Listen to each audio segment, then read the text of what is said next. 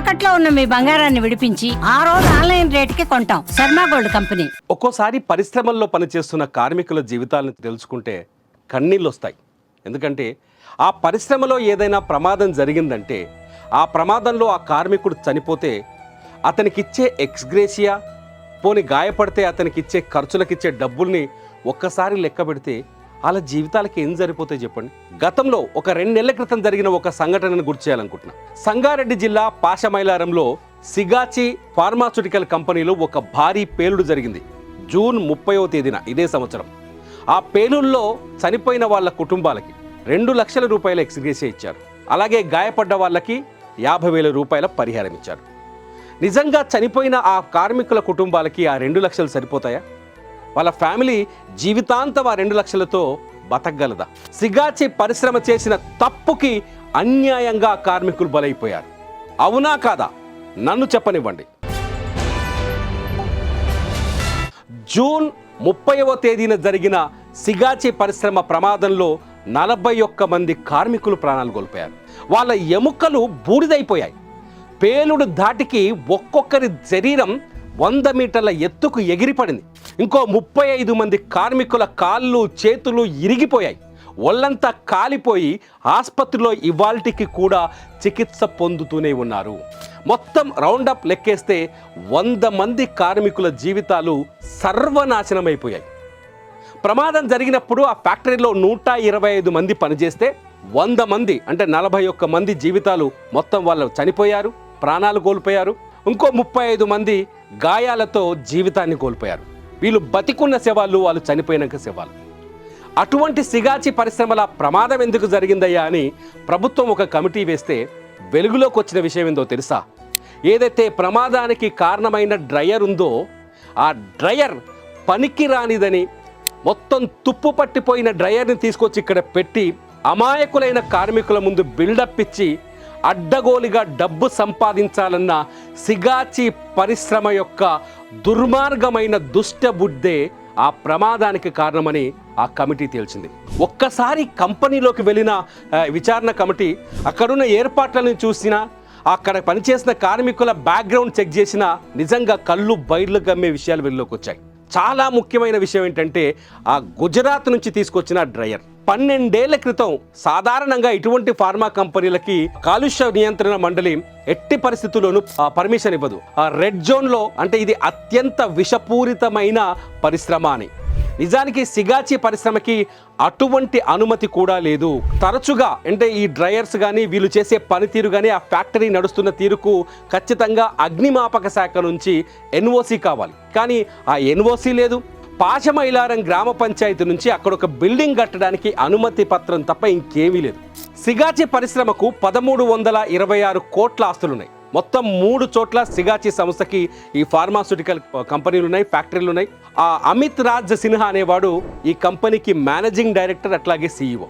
పేలుడికి కారణమైన డ్రయర్ ఉందో ఆ డ్రయర్ని 12 ఏళ్ల క్రితం గుజరాత్లో వేరే కంపెనీ కొని దాన్ని వాడి తీసి పక్కన పడేస్తే ఆ డ్రయర్ని, అది తుప్పు పట్టిపోయి అంత సర్వనాశనమైపోయిన డ్రయర్ని తీసుకొచ్చి హైదరాబాద్లో ప్లాంట్ ఓపెన్ చేశాడు. సాధారణంగా అటువంటి డ్రయర్లు చాలా ఈజీగా పేలిపోయే అవకాశం ఉంటుంది. ఎందుకంటే వాళ్ళ మెడిసిన్ ఏదైతే ప్రాసెస్ చేసుకుంటూ వస్తారో ఆ ప్రాసెస్ చేసుకుంటూ వచ్చిన మెడిసిన్ని ఈ డ్రయర్ దగ్గరకు వచ్చిన తర్వాత దాన్ని డ్రై చేస్తారు. అప్పుడు అక్కడ 205 డిగ్రీల ఉష్ణోగ్రత ఉంటుంది. 205 డిగ్రీలు అంటే మనం చేయి పెడితే మాడి మసైపోద్ది అనమాట. కార్మికులు కూడా చాలాసార్లు సిగాచి కంపెనీకి చెప్పారట, ఈ డ్రయర్ చాలా ప్రమాదకరంలో ఉంది, అది పేలుతుంది అని చెప్పినా కూడా ఆ కంపెనీ పట్టించుకోలేదు. 2025 జూన్ 30వ తేదీన ఆ కార్మికులు ఊహించిందే జరిగింది.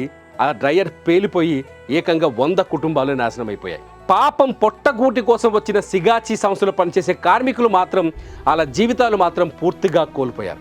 ఇంకొక ముఖ్యమైన విషయం ఏంటంటే అటువంటి చోట చాలా నిపుణులైన ట్రైనింగ్ ఇచ్చిన కార్మికులను మాత్రమే పనిలో పెట్టాలి. కానీ సిగాచి సంస్థ ప్రమాదం జరిగిన రోజు ఎవరిని పెట్టిందో తెలుసా? 30 మంది రోజువారీ కూలీలను తీసుకొచ్చి పెట్టింది. ఎక్కడైనా చూడండి, హైదరాబాద్ చుట్టూతో ఉన్న ఏ ఫార్మా కంపెనీ దగ్గరికి వెళ్ళి చూసినా అక్కడ పనిచేసే వాళ్ళంతా ఒడిస్సా, బీహార్ నుంచి వచ్చే కార్మికులు.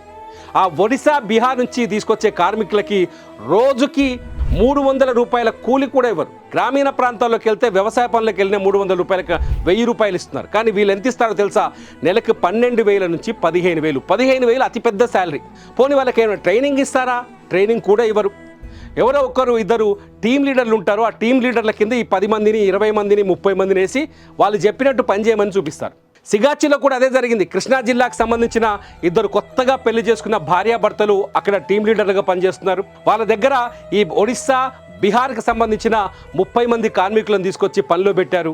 దురదృష్టం ఏంటంటే ఆ డ్రయర్ హీటు పెరిగిపోయి 205 డిగ్రీల దగ్గర ఒక్కసారిగా పేలిపోయింది.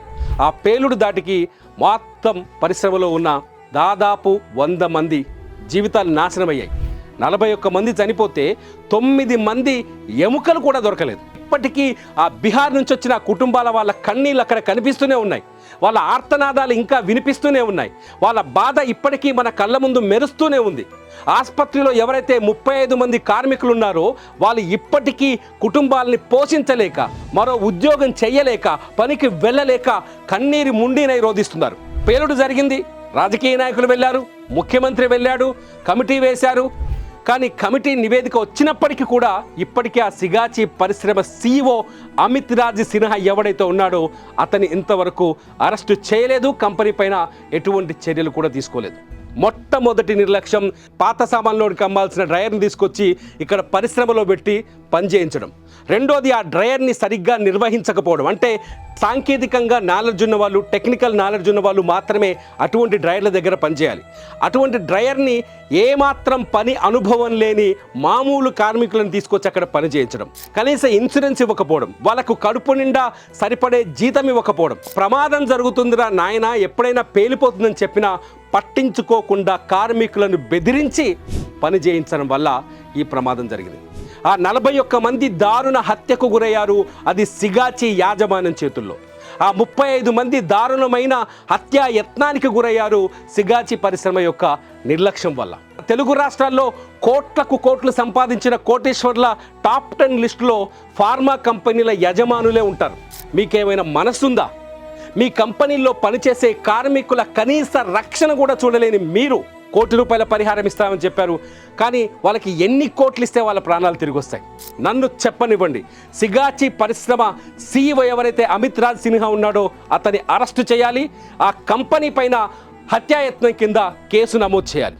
ఎందుకంటే 41 మంది కార్మికులు జీవితాలు ఆ మంటల్లో మాడి మసైపోయిన సంఘటన ఇంకా మన కళ్ళ ముందు ఉంది. కాబట్టి మీరేమంటారు?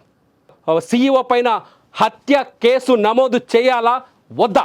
మీరేమంటారో ఈ వీడియో కింద కామెంట్ చేయండి. చూస్తూనే ఉండండి సుమన్ టీవీ.